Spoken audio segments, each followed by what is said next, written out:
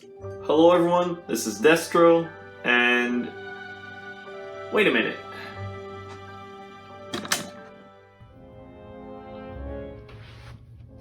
Aha, this should be much better. Anyways, as I was saying, hello everyone.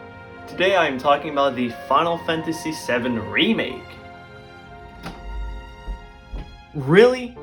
Bro, you're 3 months late. No one cares about that game anymore. Yeah? Well, what game do people care about now, huh?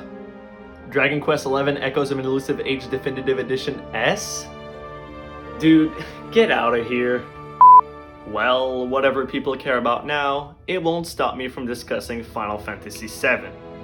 I started playing the game right at launch, as we were kind of early during quarantine, and what else was there to do? I will preface this though by saying that I am not the biggest RPG guy myself. It's not that I don't like them, it's just that there's other games I enjoy, and RPGs are a pretty big commitment. In fact, the only other Square Enix game I had ever played before was Octopath Traveler during the summer of 2018. But I did really enjoy it, as I sunk over 100 hours into that title alone. But yeah, I had never touched the Final Fantasy franchise before. I was well aware of it, of course, and I had been playing Cloud and Smash for a while now, but it never interested me enough to check it out. Until recently. Last E3, Square gave us a new trailer for the game, the last one since E3 2015 actually, as well as some gameplay. I was instantly captivated by this weird hybrid of traditional turn-based RPGs as well as full-on action games. And since then, I had been following closely every news Square gave us about the title. And with all that out of the way, this is why I loved Final Fantasy VII Remake.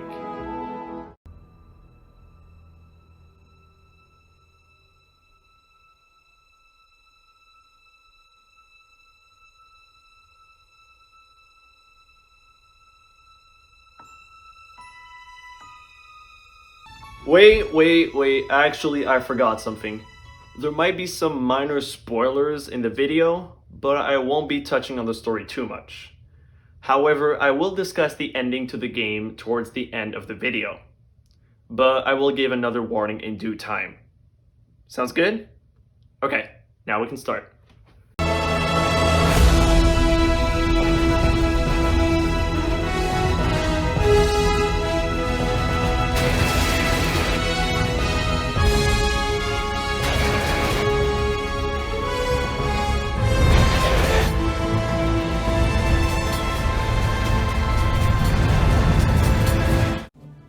I'll begin with what I didn't like so much. There isn't too much to discuss here, but it is still definitely worth pointing out. Some of the gameplay aspects outside of combat feel a bit dull and uninspired. This is especially noticeable when we're playing chapters once you've beaten the game, when you start skipping cutscenes and are only left with the gameplay. You'll find that a large portion of your time is spent walking through long, linear hallways that don't have too many hidden secrets or other things that encourage exploration.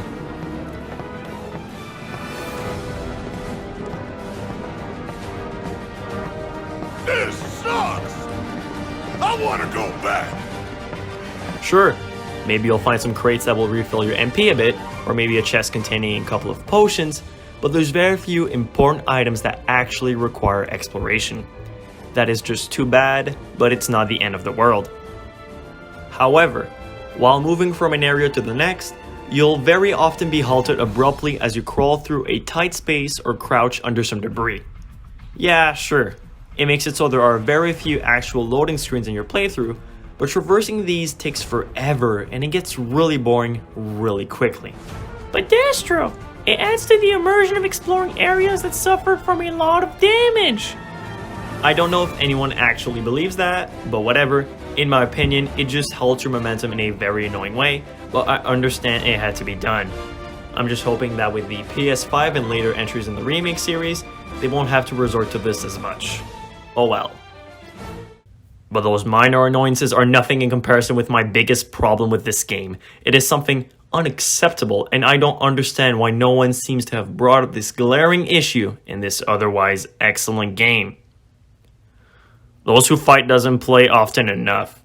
And it's a damn shame too, because this version of one of the absolute classics in battle themes is goddamn perfect, with this more orchestrated rendition that still feels so close to the original, just improved in every possible way.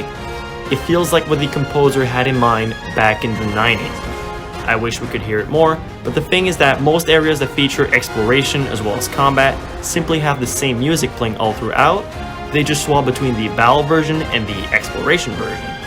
And, honestly, that is one of the things the game does best. The immersion is never broken by a random encounter that always features the same music, it keeps its flow, but I just wish we could listen to this glorious battle theme a bit more.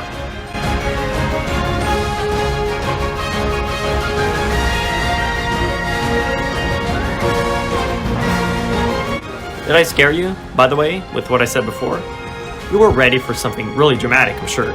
But no, there's nothing that really bothers me with the game. So let's move on to the good stuff, shall we? Since I was talking about music, let's keep going in that same direction. Holy one of the greatest soundtracks of any video game. Definitely my favorite since Octopath. So obviously you have the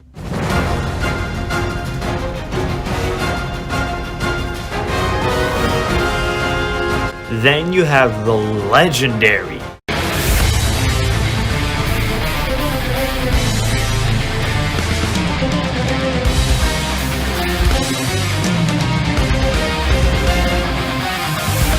but I also like the calmer ones.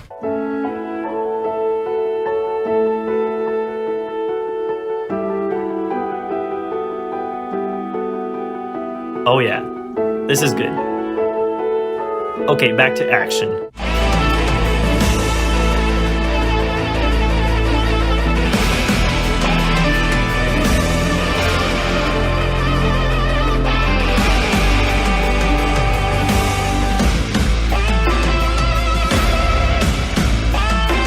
But you see, the composers for this game are really sneaky guys, because they hid the unironically most fire track in the entire game behind a silly minigame. Listen to this. Those Who Squat, as I like to call it.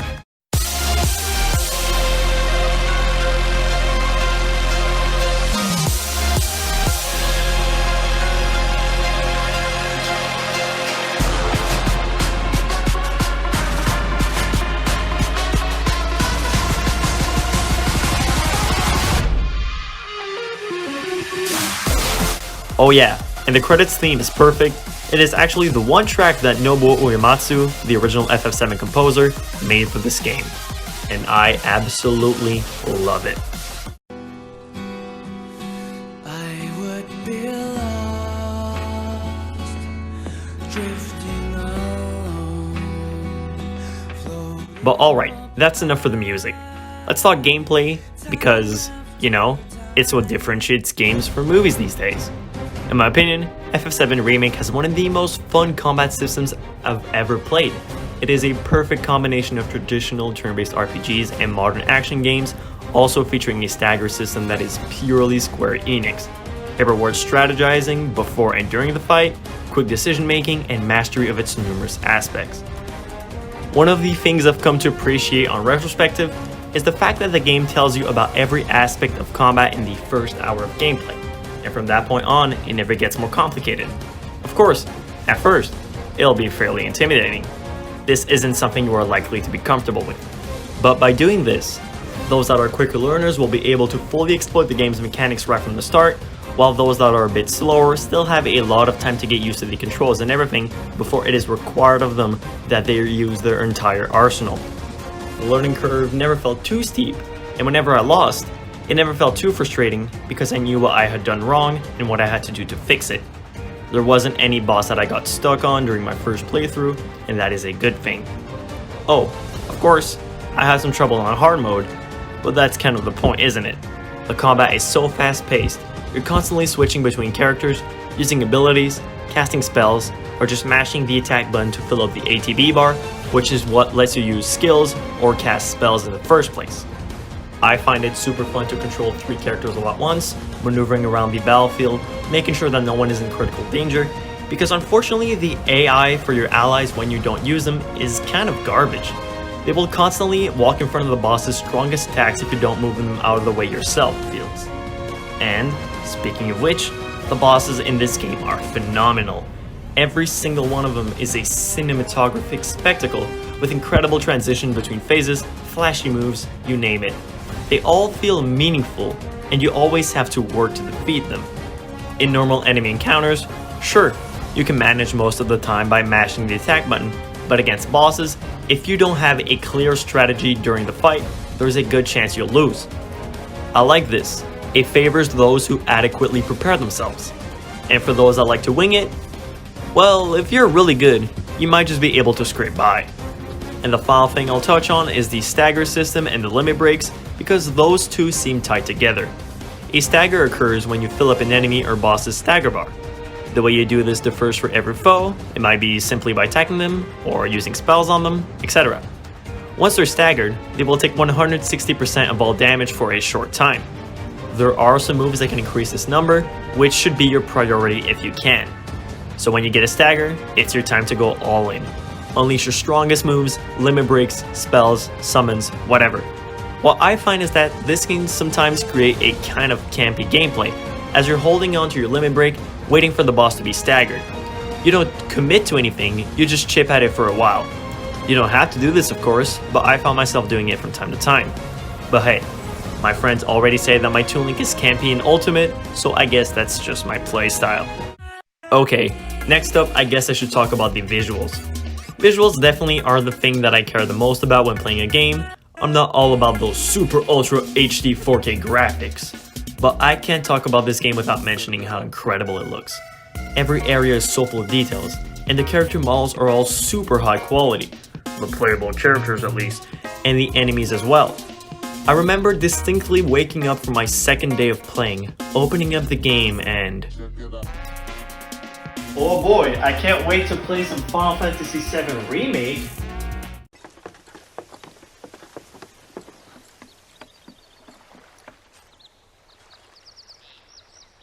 There you go. That's my house. It's amazing.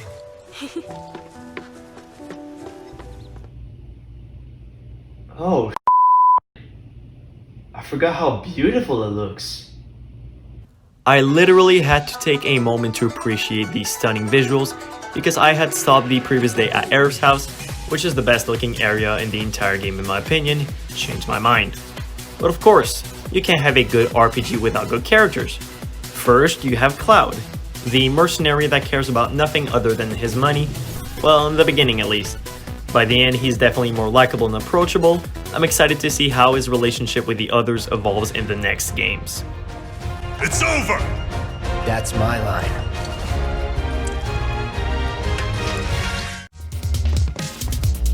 Cloud, up top!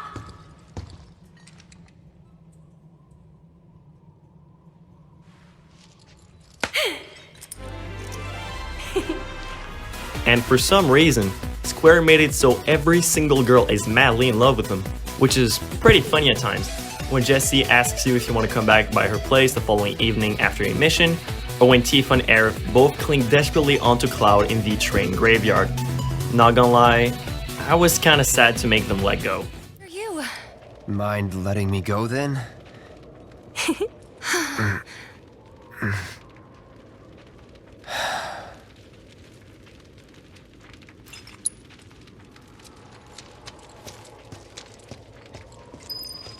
Yeah, Cloud is just this arrogant dude that can be socially awkward, but I love him regardless. And the girls are amazing too. I have a hard time deciding which one I prefer, and even the side characters are interesting. Like, Biggs and Wedge were some of my favorites. But actually, the character I like the most has to be Barrett. I think that his voice actor did such a good job conveying this character, the weight of the responsibility of being the head of Avalanche, his own struggle to protect everyone he loves. Like, he's just a big guy with a pure heart that wants to give a better world to his daughter. I understand his motivations, and I'm looking forward to the rest of his story. He said he would come back to Marlene, and I'm gonna make him hold that promise. Also, I found myself saying some of his lines from time to time after playing the game. Oh yeah, another one in the bag. Or whenever he sings the victory theme from time to time, absolutely epic.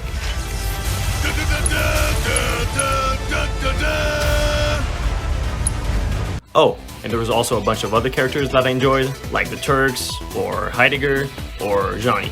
Love that guy. But I absolutely hated Shinra.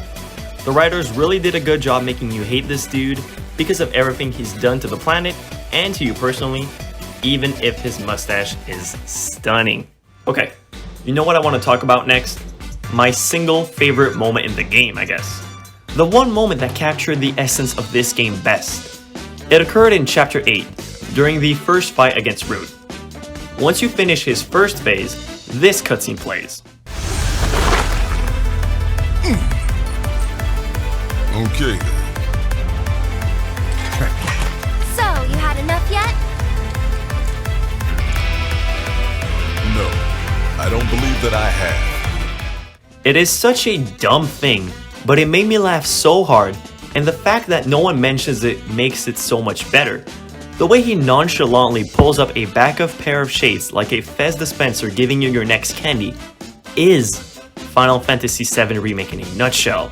Wait, do people even remember Fez dispensers? There's high action, a serious plotline, but in the middle of all this, the game still finds a way to remain silly and innocent. It never takes itself too seriously, and I love it for that. Another example of this would be the entire wall market sequence. You have to fight a Corneo's Coliseum, and once you think you're done, you learn that there is a final round. I was pretty irritated at first, but whatever, go in the arena, what could possibly go wrong? Let me tell you, I was not ready to see a literal house come out of the ground, ready to kick my ass. Gosh, that was such a weird but cool fight. Oh, and the whole dancing sequence in the Honeybee Inn before Cloud cosplays as a woman? What the actual Square? Also, I never got a perfect score on that minigame, despite replaying Chapter 9 numerous times. I would always choke on at least one of the moves, but whatever. Alright, the last thing I want to touch on before the ending was my completion journey. My first playthrough probably took me around 34 hours, but that was only the first third or so of my journey. Because if you want to complete Final Fantasy VII Remake, you'll have to see every story branch, get all of the collectibles, complete all the extra fighting simulations, beat every minigame on the hardest difficulty, and most importantly, beat every chapter on hard difficulty. I'll come back to hard mode in a bit because it is really interesting. Replaying chapters to get all these story paths wasn't too bad, except for all the ones that involved Chapter 8. It is by far the worst chapter to replay in my opinion. The beginning of it is so incredibly slow, it became more of a chore than actual gameplay. But it was at least nice to see all of the cutscenes with Cloud and the others in Chapter 14 as a result of it. Then the minigames. Those were pretty cool, dodge was fun to master, and squats and pull-ups were so incredibly silly, yet also blood pumping with the absolute banger that plays all throughout. After that you have the Shinra Combat Simulator, which is where you first fight these summons to obtain them, and later have to defeat gauntlets of enemies with specific characters or duos or trios. They were really fun and required some strategizing, and the reward for beating the final simulation is a bracelet that makes the character you equip it to start every fight with a limit break. Incredibly overpowered, but at this point you probably don't have too much use for it anyway, so it's just there to speed up some annoying fights. Which leaves us with hard mode. Hard mode can only be accessed once you've beaten the game once, and can only be played on that same save file.